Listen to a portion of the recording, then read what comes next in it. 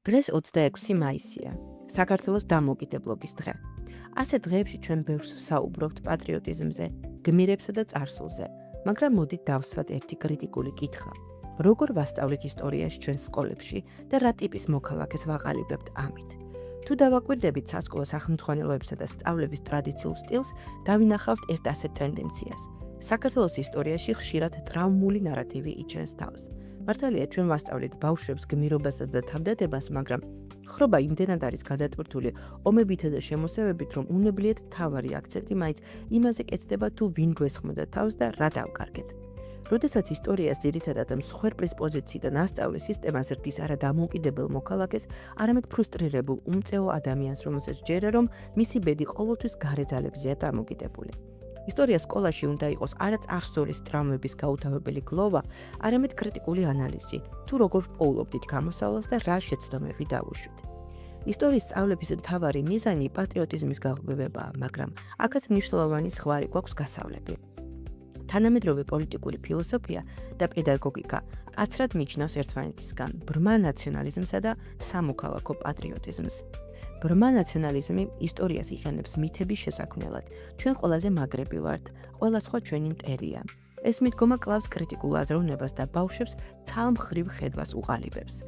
სამოქალაქო პატრიოტიზმი კი ნიშნავს შენი ქვეყნის სიყვარულს, არა იმიტომ, რომ ის უნაკლოა, არამედ იმიტომ, რომ შენ იღებ პასუხისმგებლობას მის ნაკლოვანებებზე.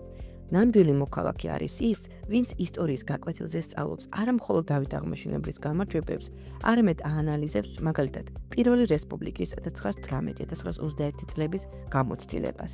მართალია, 1921 წელს ჩვენი დამოუკიდებლობა საბჭოთა რუსეთის უხეში სამხედრო ძალისხმევითა და ოკუპაციით დაემხო, მაგრამ ჩვენ უნდა დავსვათ კითხვა, რა გაკვეთილი დაგვითოვა ამ პერიოდმა? მაშინდელმა გამოწვევებმა მკაფიოდ დაგვანახა, რომ გარე საფრთხების წინაშე მდგრადობისთვის დღეს პირველ რიგში ძლიერი სახელმწიფო ინსტიტუტები და შიდა ერთიანობა გვჭირდება. სწორედ წარსულის ამგვარი გააზრება, ნამდვილი პატრიოტიზმი და არა მხოლოდ მისი რომანტიზება. მას როგორ უნდა შევცვალოთ პარადიგმა კლასში? განათლების უმკვლევრები გვთავაზობენ კონკრეტულ ინსტრუმენტებს, რასაც ისტორიული აზროვნება ჰქვია. ეს სამი მთავარი კომპონენტისგან შედგება. პირველი, ფაქტების დაზუთხვიდან მიზეზ-შედეგობრივ კავშირებზე გადასვლა. ბავშვმა არ უნდა დაიზებიროს კონკრეტულად რომელ დღეს მოხდა ესა თუ ის ბრძოლა.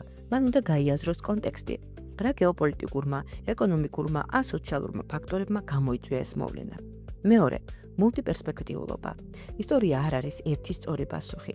მოსწავლეებმა უნდა იმუშაონ სხვადასხვა ისტორიულ წყაროზე.